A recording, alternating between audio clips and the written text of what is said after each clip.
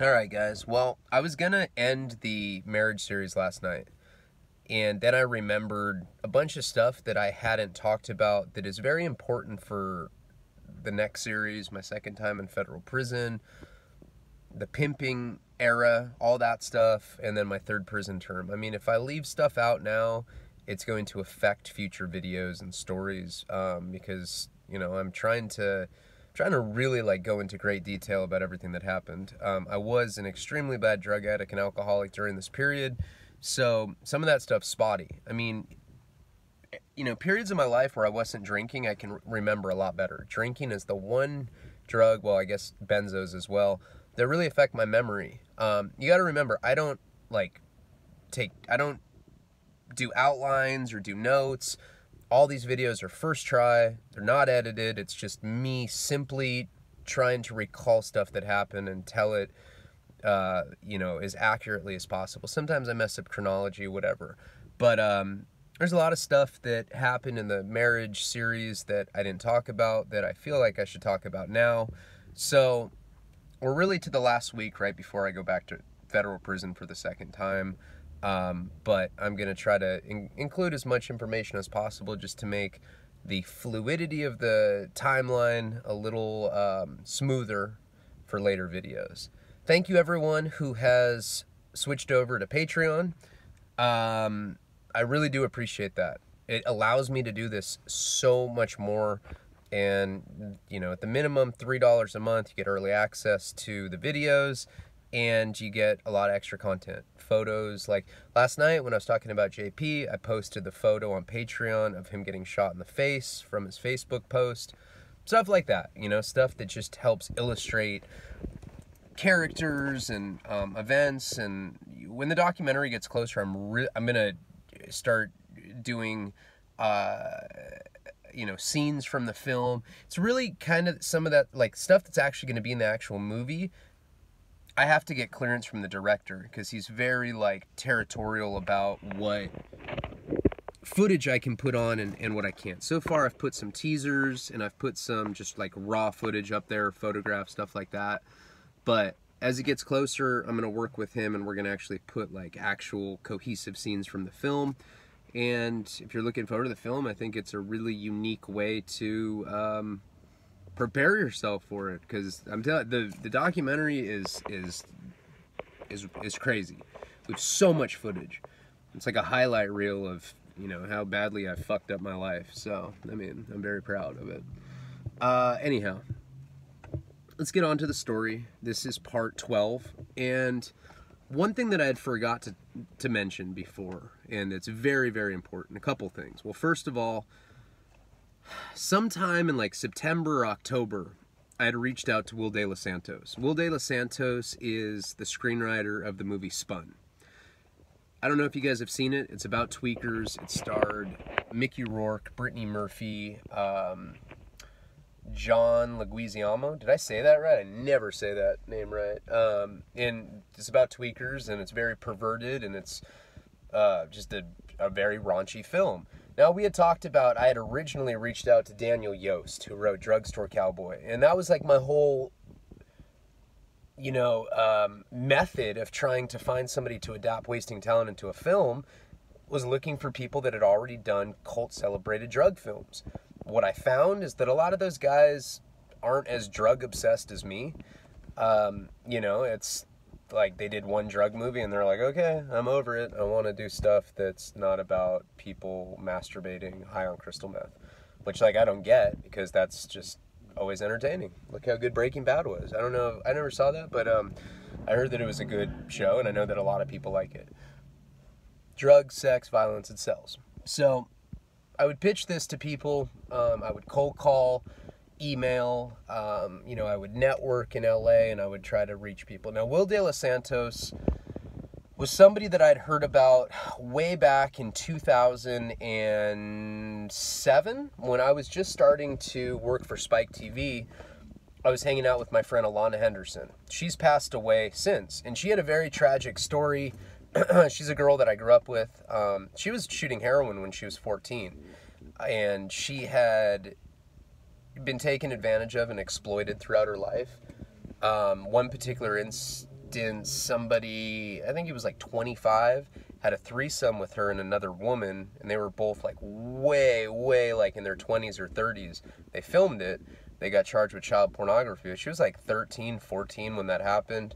And when I met her, she was already shooting dope. This was like in high school. I remember one time I was at her house and I said something.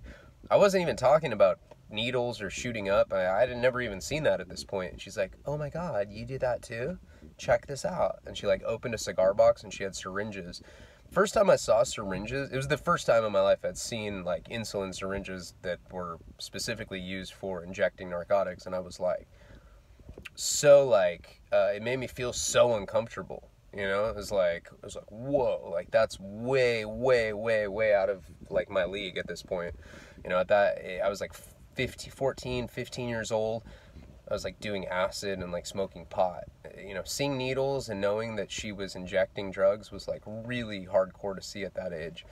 And, you know, a couple years later, I'd be doing the same thing. But point is she was like in the heroin world for a long time. Her mom and my dad became really good friends through Al-Anon because me and her were like both really bad heroin addicts.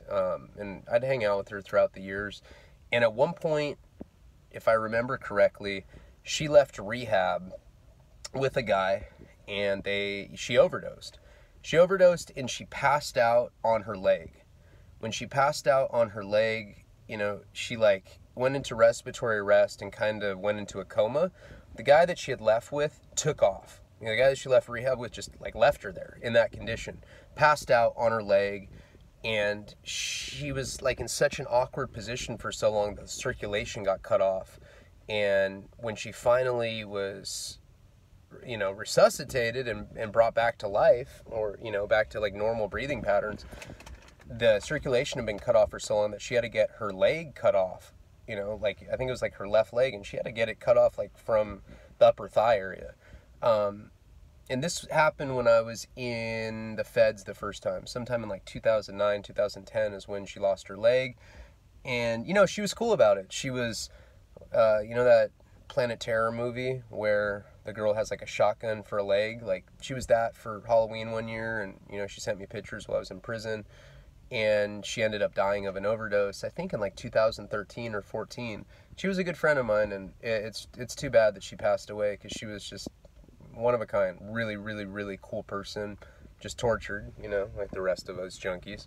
And she had passed away. But the point of the story and how this has anything to do with Will De Los Santos is back when I was working for Spike TV. You know, I was, you know, brokering media for them. Wildest Moments Caught on Tape. There were a couple other shows that this was like before YouTube. These shows would purchase media, non-exclusive rights to media, and I found a way to like infiltrate that, and I started buying clips from like police departments and selling them to Spike, and I was kind of getting involved in the television world, and I wanted to get into the film world, you know, I mean, eventually I wanted to make that transition. Alana knew that, and she was hanging out with Santos at the time down in Hollywood. You know, Santos is like Hollywood scumbag. I mean, he's my friend now, but he was a hardcore tweaker for a long time. And she would always tell me these wild stories about him. She's like, yeah, like, I know the guy that wrote Spun. He's fucking crazy. He's always telling me about, like, this movie that he wants to write about trannies that are in, like, gangs in East LA, but the gangs are, like, rollerblader gangs. So, like, they have turf wars and they're transgendered, but they, like, roller skate and get in brawls. And I'm like, whoa, I want to meet this guy. This guy sounds like a really cool, creative person, and sounds like a movie I'd want to see. She tried to set it up where I would meet Santos, and that was, like I said, back in like 2007 or something. So I heard about him years and years before I actually met him. And then when I got out of prison in 2013, there was one of my friends who was a girl. Her name was Nicole. Knew some guy that was supposedly Santos' assistant. You know, Santos is affiliated with a company called Muse Productions. They did American Psycho, Bully, Buffalo 66, may have done Spring Breakers, I'm not sure. I don't know, kind of same universe. But supposedly this guy that Nicole knew was Santos' assistant. And when I got out of prison, before Wasting Talent was published, I was hanging out with Nicole quite a bit. I was friends with her because I used to sell her drugs before I went to prison. And she had like turned her life around. I was like a year sober when I got out. We started hanging out because we were both in recovery. And she told me that I should give, she read Wasting Talent when it was still like in manuscript form, well, like way before I published it. And she told me that I should link up with Santos because she knew his assistant, and that Wasting Talent would be like the perfect intellectual property for him. You know, with the frenetic energy of it, with the way that Spun was made, just, you know, very, very high-paced and debaucherous and grimy as fuck. She thought that it would be a good fit. So she wanted to set up a lunch with me back in 2013 with this guy that was the assistant to Santos, but that guy refused it. He just wouldn't do it. You know, she gave him my book, he wouldn't read it, whatever. So fast forward, now it's 2016. I had first gone with Daniel Yost, who wrote Drugstore Cowboy, and he just, I don't know, we went back and forth, it didn't work out. Then there was the Sharktropolis Invades Butthole Barrier, whatever the hell his weird sci-fi shark movie this weirdo had done. He came and lived with me, and he left me some crazy letter about what a junky circus my house was and how he couldn't handle it. And I read that to you guys. So he was out. So now, you know, I'm living with my wife at the time, and I'm drinking, I'm smoking crack. I tend to get very, very delusional when I smoke crack. And, you know, I'd always my whole plan with the book was to someday get into the film industry. You know, it seemed like there's so many aspiring screenwriters running around LA, but they never sell a script, so nobody takes them seriously. So I figured if I wrote a book and then I got some sort of cult following, eventually I could get into the film world. And, you know, my plan basically has materialized. You know, eventually I did do what I originally intended to and get like hooked up with, you know, like the Hollywood entertainment industry world. And now I am, and now I hang out with a lot of people that are in that world, but back then I didn't know really anybody. So, I don't know, one night I was drunk, walking around the block, and Santos' name just kind of popped into my mind. I was like, oh, I should reach out to that guy. So I remembered that, you know, Nicole had told me that she was friends with his assistant, so I figured that I could use that guy's name as like a way to get in with Santos. So I reached out to him, I got his contact information, and he wrote me back and he's like, listen, first of all, the guy that you're telling me that was my assistant was never my assistant. He's a piece of shit. He's a liar. And you bringing his name up does not give you any sort of credibility with me. In fact, it makes me never want to fucking talk to you. And I was like, I think I was like, yeah, it's my friend. And like, we go sailing together and we're like we're homies, you know? I'd never met this guy. You know, I was just trying to like weasel my way in. And Santos, you know, and then I was like, look, I was just telling you that because I really want you to read my book, and I think like maybe you would be the best person to adapt it. And he's like, send it to me. He was all grouchy and shit, you know, and called me back like a few days later. It's like, I love this fucking book, and particularly the pocket butthole part, right? That's what he like, that was his, she's like, this is literary gold. You know, this should be up for awards. The pocket butthole, years and years and years after you're dead, this is what you'll be remembered by. And I was just like, yes. Like, I've always wanted some sort of legacy like that. So him and I started talking. We hit it off. We became friends. He lives up in the Hollywood Hills. I started going out and going up to his house and hanging out with him. Now, he was sober. I was not, and it became very apparent to him that that I was not sober, and he did not like that. And he really didn't want to give me a film deal in the state that I was in, because I'd like, you know, call him at like 3 a.m. and be like, hey man, can you like PayPal me $14? I'm trying to get cigarettes and scratchers, and yeah, and he'd just be like, God damn it, Leone, stop calling me for this petty-ass drug addict shit. Click. So he was interested in making the movie, but I was lying to him all the time, and, like, he lent me money, and then I'd give him, like, these just wild tales about why I couldn't pay him, I'm trying to think of an example, but they were, like, really tacky, really creative lies, and he pretty much figured out what time I was on pretty quickly. So I kind of he pretty much said, listen, if you clean up, we can make this deal. And, I'll option it off of you. I can get, my producers behind it. We can turn it into a film. But, the energy needs to be right, and you're just in this bad place. And, he'd take me out. Like, he took me to meet, like, a couple well-known people, and I'd be, like, just nodding out, like, in the food and just embarrassing him. And they'd be like, what's up with your junkie friend? And he'd just be like, I don't know. And then he just wouldn't call me and invite me to stuff like that anymore. Like, I did that, like, 3 times, and he was just like, dude, clean up, then call me. So our relationship was rocky, to say the least, in the beginning. So I had that going on. Also, I cheated on my ex-wife quite a bit. I got hookers. Sometimes I didn't get hookers and just got, hooked up with normal girls that didn't charge me money. But I started really missing my ex, Casey. Casey's not her real name. And the difference between my relationship with Casey and my relationship with my ex-wife is that Casey, I actually cared about. She was she's a legitimately good person. And her and I were best friends. I have nothing against her. Like, that's one of the exes that I look back on and I'm like, wow, like, I hope she's happy. I hope that she's doing well in life, because she's a genuinely cool person.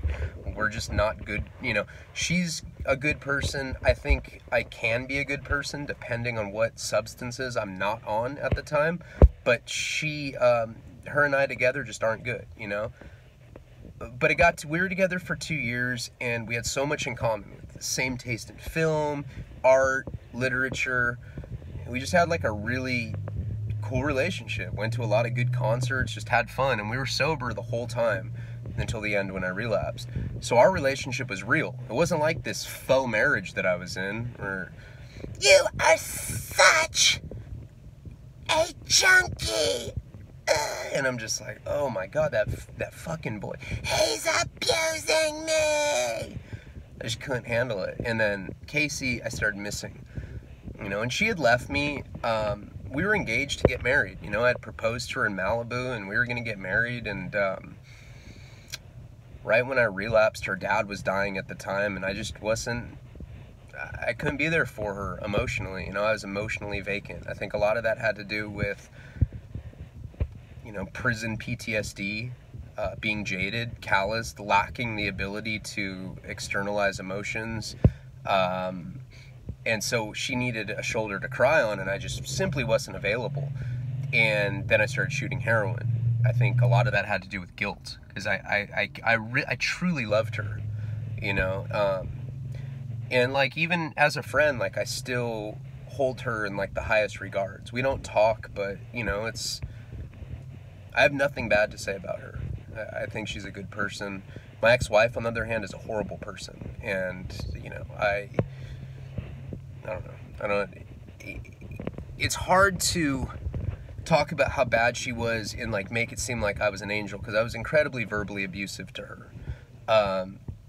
And from what I've been told, verbal abuse to some women is worse than physical abuse, because it stays with you. It affects your self-esteem. So that's where I was wrong in that marriage. I cheated on her, and I was emotionally abusive. The things she did to me were pretty awful, like, kind of making it seem like I beat her when I didn't, putting Craigslist ads up, like, saying that she'd fuck people for, like, so she could use their couch, or, crazy stuff like that. And I started missing Casey, so I reached out to her right around this period. It was probably about a month before I went back to prison. And she hadn't talked to me for years. After she left me in 2015, she got married about a month later. Same kind of thing that I did with this girl that I was married to at that time. She kind of, like, met some guy and, like, married him, like, a week later. It was a guy I knew. You know, and it was, I think she was so confused because her dad just died. And she had it in her mind that she was going to be my wife. I think she just, you know, fell for this dude, and he ended up like really, like actually beating her, and he put her in the hospital, and it was just an ugly situation. So she had gotten married, and I had gotten married, and we started talking. She had already left that guy, and she never would, I mean, I reached out to her, you know, 20, 30 times after she left me, and she just would not respond to anything that I was saying. And it like, you know, I'm the kind of guy where I try really, like, if a girl breaks up with me, I try really, really, really hard to save the relationship. And, you know, I'm writing emails and I'm leaving messages, but at a certain point I can accept when it's over, and then it's just over. And I had reached out to her, when I say 30 times, it was like the first like week or two when we broke up back in 2015. And then I had a horrible time going in and out of rehabs, and I was very depressed over that loss. It was just like, it was one of the bigger losses I've had in my life. Having like somebody that I genuinely cared about, and she genuinely cared about me back, like a healthy, I'm not saying it was healthy because I don't think I'm even capable of a healthy relationship. The one I'm in now is probably the most healthy I've ever been in, because we actually love each other, and like we're not mean to each other, you know, we just are nice because we actually care about each other. But I was really depressed when I lost her. Especially because she just ghosted me, you know, like she was not trying to reconcile at all. Like that was it. Like, you fucked up. You started doing heroin when my dad was dying of cirrhosis of the liver. How could you do that to me? And I mean, it's a valid thing. I mean, yeah, that was a piece of shit thing for me to do, definitely. And I'm not sure how we reconnected. Somehow I called her and we just started talking. We would talk every night on the phone. You know, she was just left that guy, and I was on the way out with my marriage, and I would just, you know, basically, like, she was the shoulder for me to cry on.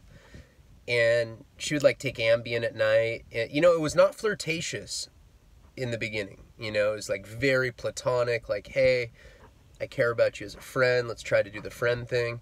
But then she'd get on Ambien, like, around, like, 8 o'clock. She was living in Washington, D.C. at the time. She'd get on Ambien, and, like, she'd be like, I love you so much. And I'd be like, what? She's like, I love you, baby. And I'd be like, what'd you say? She's like, I gotta go, I'm tired. And I was, like, just clinging on to the hope that maybe, like, we could get back together. I wanted that so bad. I mean, compared to my ex-wife, it was night and day, you know? Like, she was, I mean, you know.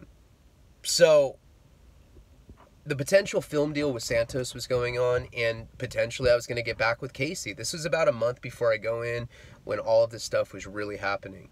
But of course, I'm on fentanyl, I'm doing heroin, I get badly into crack again, and I'm just doing bad. I'm all over the place, you know. My marriage with my ex-wife is all but over. I mean, it's emotionally, mentally, it's been over for a while. You know, the second I read that she was trying to fuck guys on Craigslist, like, for rent money, and, like, saying, like, help me, I have an abusive husband, I gotta get out of here, and, like, using her kid as some sort of leverage to prostitute herself out for shelter, yeah, it was basically where I'm like, I think I'm just gonna take an L on this one, you know. It wasn't something that I wanted to, it's not something that I put as much effort into trying to fix as, like, other relationships. I was just trying to distract myself in any way that I could from the fact that I was going back to prison. My marriage was very, very, very toxic, and we were out of money at this point, and it got to the point where we couldn't eat anymore, or we couldn't afford food anymore. All of the money that I had either went to my drug habit, and now she was starting to do drugs again, and we didn't have food. And I think I explained this in another video. What I would do is I would just go to, like, restaurant, you know, places that serve pizza. People would have half-eaten pizza and, like, pieces of crust, and I would just go in there with a trash bag, and I would just get all these little half-eaten pieces of pizza, like, while other families are sitting there eating. And I just go in there, this raccoon-eyed junkie, you know, like with the hood on, at black circles. And I'm just like, you know, foaming at the mouth, like, pizza. And people are looking at me, and I'm just like, ah. And that's like true. I mean, that's like what was going on, because it's so, I mean, it's humiliating having to go in there with, you know, a trash bag, and you're collecting. And then I would like bring it back to our place, and I'd like dump the half-eaten pieces of pizza on the table, and I'd be like, dinner's ready. And like me, her, and her child would like be nibbling at these disgusting pieces of crust. Yeah, that's what was going on. 2016, I was there. Fun times. Well, now this is 2017 because, well, right at the end of 16, beginning of 17. And sometimes I would go to, well, not sometimes, I do it pretty much every day. I'd go to 7-Eleven around 2 or 3 in the morning, and they would give me hot dogs, hamburgers, anything that they hadn't sold that day, they would give it to me, and I'd bring it in the trash bag, and again, I'd dump it on the table, and we'd just like, we were like little squirrels with nuts, just like nibbling at this. It was really sad. I mean, especially for the kid's sake. And she was starting to do heroin with me again. I remember for some reason on New Year's, we had run out, and I just remember New Year's of 2017 very clearly. You know, we were both out of, like, she was strung out enough at that point, because I think what happened is she got in the fentanyl, and then I started doing heroin, and she's just started doing it with me. For some reason, we were sick on New Year's. I'm not sure why, but I just remember that clearly. Like, we were both, like, very sick. I just can't remember why. You know, like, a lot of that time's very spotty to me. But even though I didn't really care about the relationship, and I was pretty much over it, and I was just like praying that I could get back together with Casey, became kind of like an obsession of mine. I'm like, man, like, this girl actually really likes me, and I looked back at our relationship with pretty fond memories. Although I will say, in hindsight, now that, well, you don't know what's about to happen with all that, but you know, it's euphoric recall, just like you get with drugs. You always remember the good times with drugs. You know, you remember how dreamy and blissful heroin is, but you don't remember what it was like being on a cold jail cell floor, kicking cold turkey, screaming for help, and just hearing it echo down the halls. Nobody's, you know, on this fucking planet is there to help you, and you're literally sobbing, and reality's coming back to you. You don't remember that. You know, you don't remember coming down off cocaine, seeing the sun come up, and having to walk like a, you know, possessed zombie to the liquor store so you could get a 40 ounce while everyone else is getting donuts and croissants. You don't remember the bad. You just remember the good. And you get euphoric recall with relationships too, and that's clearly what was happening with Casey. You know, I just remembered all the good memories. I didn't remember all the fights, and I didn't remember all the tumultuous periods that we had in our relationship. And you know, we had very, very ugly fights. You know, she was not like my ex-wife, where she wouldn't be like, he's abusing me, but she could be just as mean as me. You know, she, like, her words were very piercing. But anyhow, you know, despite all this, I did not want to lose my ex-wife. And I talked about it in the other video. I started thinking about smuggling tobacco or drugs, you know, into the feds. You know, I was like, fuck it, I'm going to do it. Who cares about 5 years? You know, it's a risk I'm willing to take because I didn't want to lose my ex-wife. Now, you're probably like, well, that's very contradictory. You just said you didn't really care about it.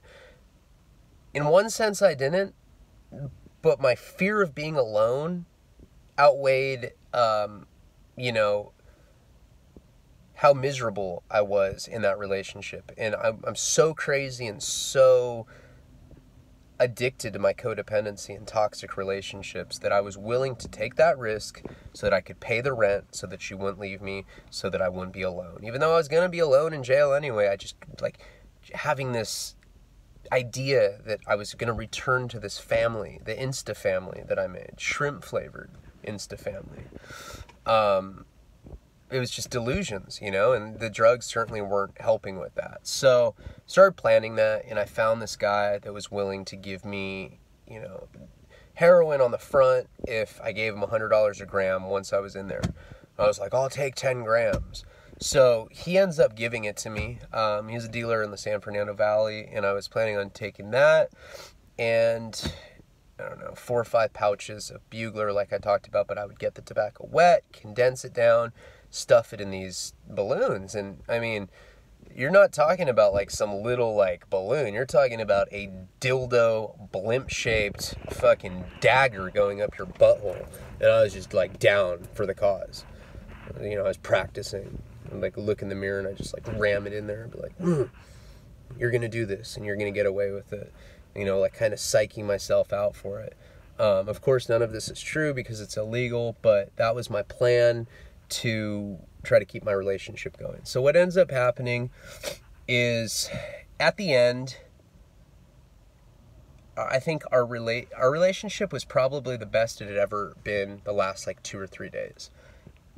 Looking back, it's because I know that my ex-wife knew that I was going to prison and that she was never going to see me again. She knew that. In the back of my mind, I knew that too. And I think she just tried to make the last few days with me happy. You know, she planned, I think her whole plan was to get established in California and then somehow, you know, get rid of me, however that was. I don't know if she is the one that called my PO and got me those 2 dirties, which is what I ultimately went to prison for. I mean, it was a non-conviction DUI, but what I ultimately got sentenced to those 90 days was for the 2 dirty cocaine tests, which they hadn't even, I mean, when it happened, they just kind of forgot about it. You know, it wasn't something that they were tripping on. Go to AA meetings. But now all of a sudden, you know, I get this non-conviction DUI. They want me to go to prison as a punishment, and they bring up the 2 dirties for cocaine. I think there's a very, very good possibility that my ex-wife is the one that had called them, because both, well, one of the times that I got the dirties, it was like, I shouldn't have been being tested at that time. It was like very, very strange that I got tested. I think she may have put it in my food. I don't know. I mean, who knows? After finding all that stuff in my phone, my paranoia was stoked, to say the least. My parents had rented me a car, but like a week before I went to prison, they took it away, you know, and I didn't even have a vehicle. So what I was doing is I was just taking the subway from Lancashire down to Union Station, and then sometimes I'd walk to Skid Row and I'd score and then come back. And I mean, I was pretty much out of money. Like at this point, one of my primary hustles was like going with her son to like a gas station and just going up to people and being like, hey man, like my son and I are from this area and we lost our wallet. I lost my wallet. I need some cash. I need to feed him. I need gas to get out of here. I live up in Santa Barbara, whatever. And like using him as a way to like get people to feel sorry for me. Just disgusting shit. Like looking back on it, I mean, I'm disgusted that I did stuff like that. But I mean, I'm just being honest. That's what I was doing at that period. And, you know, I think I had to turn myself in on like the 7th. So, of course, before I go to prison, I end up doing all of the heroin. You know, it was in these balloons and I was like, you know, I'm not going to touch this. I'm just going to pretend like it's not here. Well, of course I start chipping away at it. Pretty soon I don't even have that. Pretty soon I'm like literally rolling the buglers and smoking them in the free world. The shit I'm supposed to be smuggling in. That's how much of a dope fiend. There's no way I could, you know, do that. And I want to say I didn't have any fentanyl. I don't know why. I don't remember. I had like 40 of these patches, and at this point I don't have any. So I want to say that I was turning myself in on January 7th. I was supposed to be bringing these balloons up my ass full of drugs. I did them all. And so I had to turn myself in the following day at this point. You know, it's like January 6th or something. Let's just say it was the 7th. That night, you know, I mean, we have an okay night. On 2 different times that I went to court 2 different times for this. and I never mentioned this before, but both times that I'd gone to court, my ex-wife didn't go with me. We always got in some big fight that she started so that she wouldn't have to go with me to court. She never went with me to sentencing. She never went with me when I was trying to fight it. And it would just like make me so sad that she wouldn't even support me like that. You know, my wife, Karina, the mother of my son, never missed a court date. Pregnant, she would sometimes take the bus, show up at the court at like 8 in the morning, and sometimes she wouldn't see me till 3 or 4, and she'd only see me, they'd bring me in when I was in handcuffs and shackles, and she'd only see me for like 2 minutes, but she was willing to take the bus, pregnant, sit in court all day just to get a glimpse of me, because Karina actually loves me, and I love her back.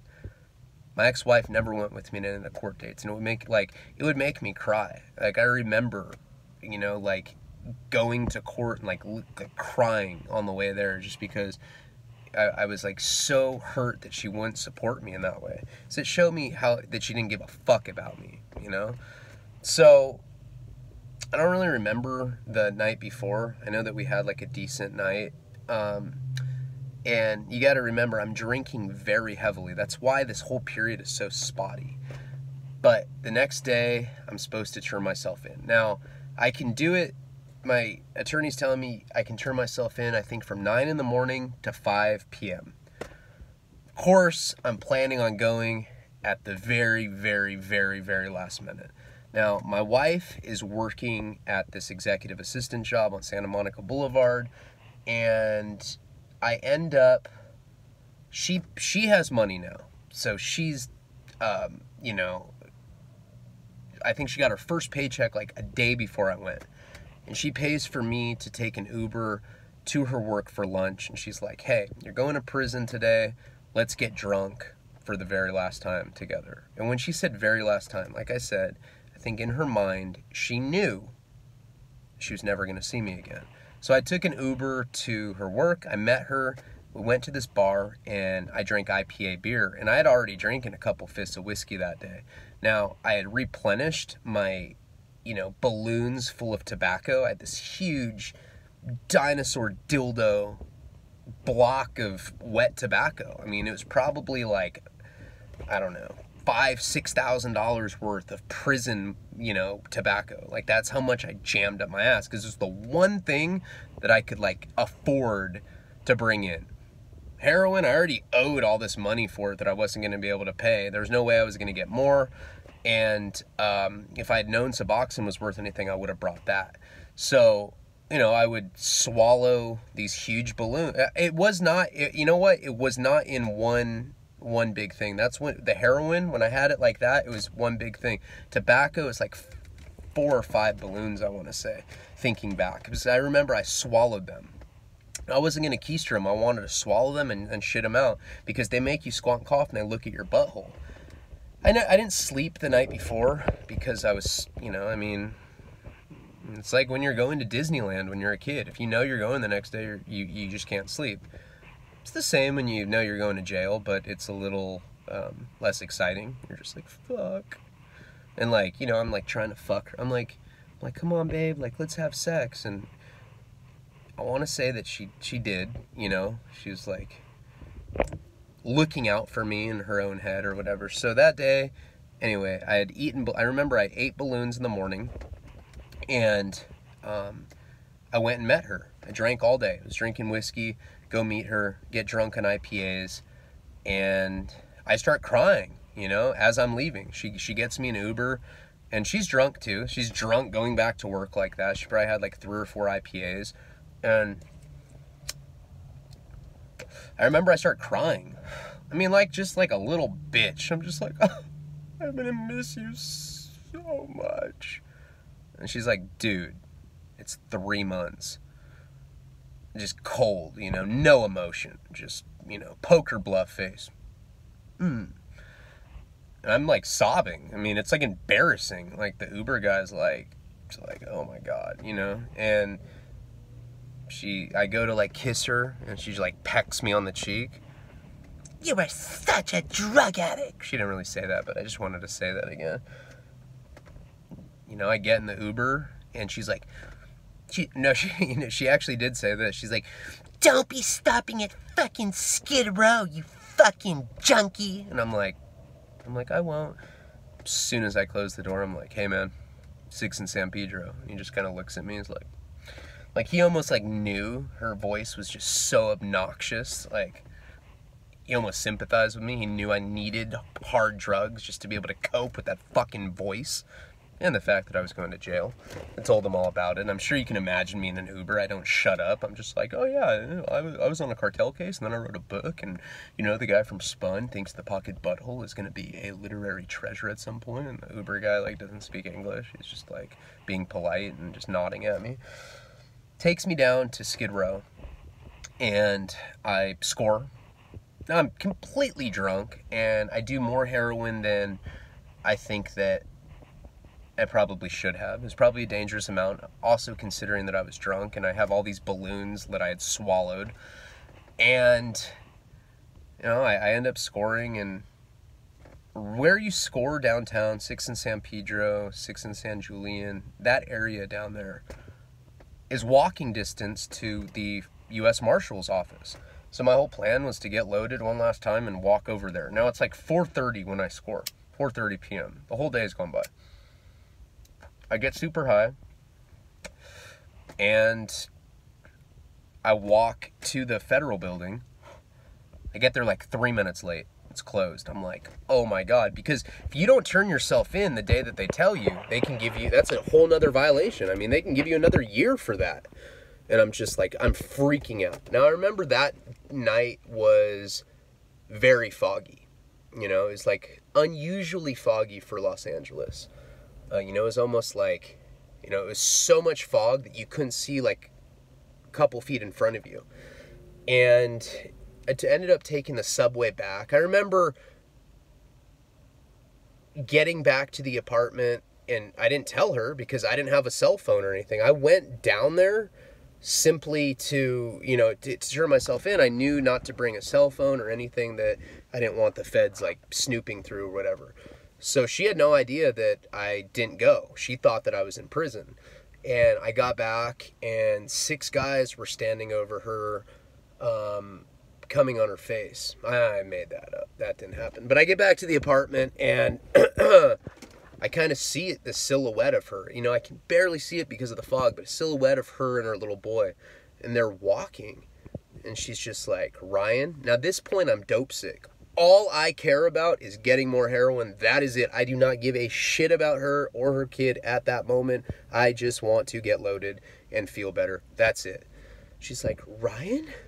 Oh my God, I thought I was hallucinating. What are you doing here? She's actually happy to see me, but I'm immediately like, I need $40. And she's just like, oh my God, I was actually being nice to you. You are such a drug addict. And I'm like, can I have $40, please? And she's like, fine. You need to give me some. So we end up doing heroin. I'm freaking out.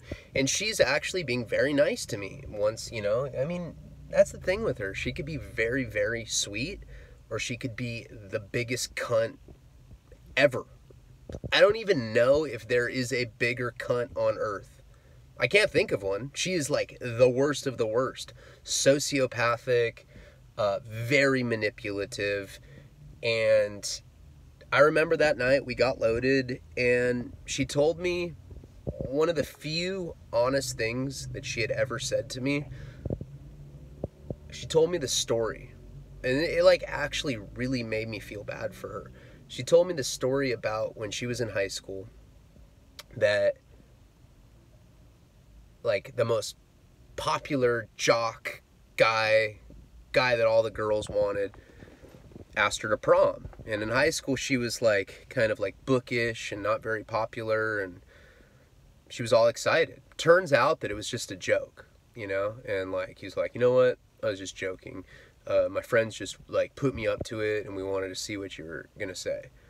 And she was like heartbroken. You know, she'd already gotten her prom dress and everything, and I guess her next door neighbor was her parents' friend's son, and they had him go with her to the prom, you know, just because she was so devastated about it.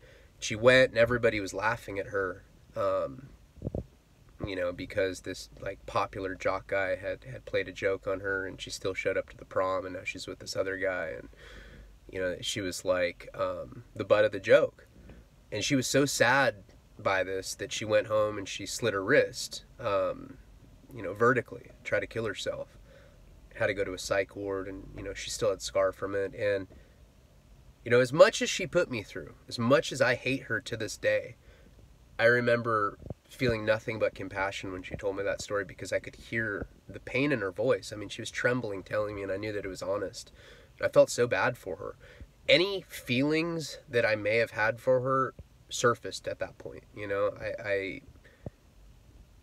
I cared about her. I mean, you know, you spend time with anyone, no matter how you get kidnapped, you know, by some sex offender in Utah, and they make you fucking live in a kennel and bark like a dog and get butt fucked every morning. You are going to care about your captor in some degree, as bizarre as that sounds. And like, I'm not trying to make a joke out of that. I hate people that sexually abuse anyone, and I really have a soft spot for that. So I mean, don't take it that way. That's not what I meant. It was just, you know, me trying to be funny. I regret saying that, and we're 46 minutes into it. It's not like I can be like, you know what, I'm not going to use this. I'm gonna go all over again.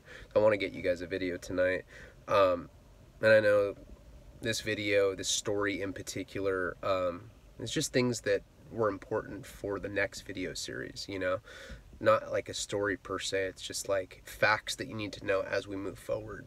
But I felt really bad for my ex-wife because of the suicide attempt and for what they did to her. That's so cruel. And I remember we held each other that night, and it was probably one of the most honest nights we had in our whole relationship, you know, and it came out of just compassion for her. Next day, I wake up and I'm dope sick again. She gives me money for heroin, and I end up getting heroin.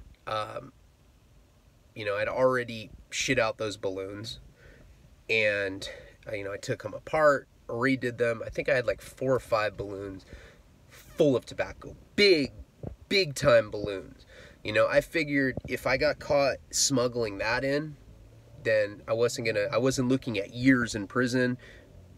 And let's be honest, there's no way that I could have any amount of drugs and not consume them at this point. It's very hard for me to even remember this period because I was going so hard with alcohol and I was doing heroin on top of it. But that particular day, she got me heroin. It was raining that day. And, you know, she bought me a bottle at the store, and I went with her to work. And I just sat outside her work and drank myself into oblivion. I mean, I was completely hammered. She comes, has another lunch break with me. You know, we're doing the exact same thing we did the day before. And, you know, I think I had gone and gotten her food, you know, somewhere like McDonald's or something. And then I took her debit card to the pharmacy, and I got like $60. And I was like, I'm going to go get a bunch of heroin. I'm just going to binge out on it. So I had lunch with her. Then I go to downtown LA, and I'm not sure what's going to happen. You know, I know that I have to turn myself in because I missed my turn-in day the day before. I have no idea if once I turn myself in, they're going to violate me and give me an extra year. I have no idea what's going on. I have these butterflies. You know, if you've ever done public speaking, or you've ever been like in a school play, and like the day of the event, or just even the day before, your stomach starts getting very fluttery and you start getting very nervous about the whole thing. That's how I felt, knowing that I was going back to jail, and really not knowing what the outcome was going to be with that, with my relationship, you know. And that particular day, she bought me all that stuff. We're saying goodbye, and we end up getting in some fight. I forget what it was about. Maybe it was because I took money from her. I don't know. But I remember I was like just in a really, really bad mood. I mean, we had this really nice night the night before, and then for some reason, for whatever, I can't remember, we started fighting. And once again, she gets me an Uber to downtown LA. She's like, just get the fuck out of here then. I'm like, whatever. So I end up leaving, and I remember calling Casey. And, you know, Casey was really nice to me. And she's like, I'm really sorry that you're going through this, Ryan. Like, you don't deserve prison. You're a drug addict. You're not a criminal. And I want you to know you're a good person. You're a talented person. You're a great writer, and you were a great partner, you know, and like I appreciate you for all the memories you gave me, and like I really truly love you, and I'm here for you. I'm not going to forget about you when you're in there. I'll write you every day, and you know, I'll send you song lyrics, and we'll do all of our stupid inside jokes together, and we'll get through it together. You know, it sounds like you're married to a psychopath, and I'm sorry, but like you have a friend in me, and just made me feel like loved, you know. My parents were upset with me for missing the turn-in date the day before. You know, my dad was just, you know, I'm just such a chronic screw up, you know, and he was just very disappointed that I couldn't even turn myself in on time. So that day, you know, I'd been drinking very heavily, like abnormally heavily that day, especially after we got in that fight. I remember I got like another fifth. I mean, I probably drank close to 3/5 that day. Plus, I was binging out on heroin all day long. And when I get downtown LA, because she had got me some in the morning, and then I got more when I got downtown LA, I remember I couldn't find it though. Like I went to the normal spot to score and it wasn't there. So I just went to like some homeless white guy and I was like, hey, can you help me get heroin? And he's like, yeah. He takes me to his tent that he's living in. It's right there on Skid Row. And, you know, we're in there and he starts telling me about how his girlfriend that he's been with for like 15 years is dying of AIDS. She has pneumonia, she's in the hospital, and she's dying from AIDS. And he's sitting there crying. Now this guy is all like, he has these like boils all over his face. You know, he kind of looks like the dude from the Goonies, you know? Like he has like that kind of face, but it's like just contorted from drug use and boils. And, you know, he looks like very like, I don't know. And he's telling me that his girl has pneumonia and she has AIDS and she's dying. And I'm like, I'm going to jail for 3 months. And he's like, that really doesn't compare to what I'm going through. And we like start hugging and it's just very weird. I'm like, try not to make contact with him because I'm scared his boils will like ooze onto me. And I tell him that I got to turn myself into the feds. You know, I'm shooting heroin in his tent. He's like, don't do it. Don't turn your, fuck that. Fuck that. Go on the run. Well, you can live in this tent with me. And I'm looking at him and he just looks so creature-ish. He's just like, and I'm like, dude, I gotta go. I mean, for a second I did consider not going, but I looked at him and I'm just like, wow, like I can turn myself in and I'll probably be in a better situation than this guy's in. But he's like, I'll walk with you. So he's being really cool and he walked with me to the federal office. It was like maybe like, you know, 4 PM. I had an hour to turn myself in, and as we're walking, my heart's just beating very fast. You know, I talked to Casey and she, like, the only thing that I had was the hope that maybe we were going to get back together. It was certainly looking that way. She was being very supportive and she was being like exactly what I needed. The opposite of what my ex-wife was being at that time. You know, we were fighting. I tried calling her from this homeless dude's cell phone. He had like some crazy like Nokia with like Snake 2 on it. I was like, dude, this is like you could probably sell this on eBay. This is like an antique. And it was great. I haven't seen one of those for so long. That's actually what he had, and this was in 2016. But anyway, you know, I get to that federal building. I have all these balloons full of tobacco in my stomach, and I'm you know, I'm not one of those guys that stumbles very often or slurs. There's a video of me on Patreon that used to be on YouTube, but I had to take it down. It got flagged, so it got taken down. You know, because it was like gratuitous drug content. It wasn't from a film, no music or anything. You can't just have raw drug use like that. But in that particular video, I'm slurring. You know, I'm like, you know, my ex-wife is like, Ryan, look at you. You don't look well. I'm like, what's wrong with me? What do you mean? I'm doing good, you know, and you can tell that I'm drunk. My dad's only seen me drunk twice in his entire life. If that you know, and I'm a heavy drinker. If that gives you an idea, I don't usually show the signs of being inebriated. But this particular day, I was doing heroin all day, and I probably drank about 3/5. And that's not an exaggeration.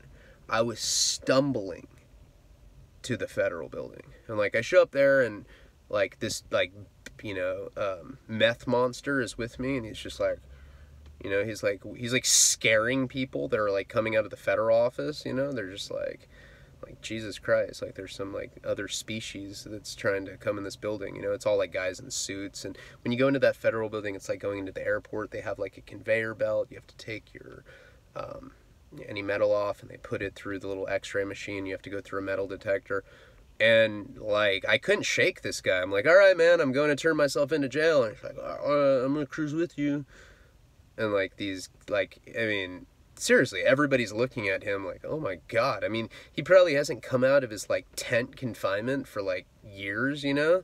And like, he's all pale and like hasn't seen light. I don't know if you've seen The People Under the Stairs, that movie where like they live in the walls. He looked like one of those people. And he's like, dude, I loved you. And I'm like, dude, what the fuck? You love me? I'm like, all right, I gotta go. So he ends up leaving, and I walk into this federal building, so reminiscent of when I did this in 2009.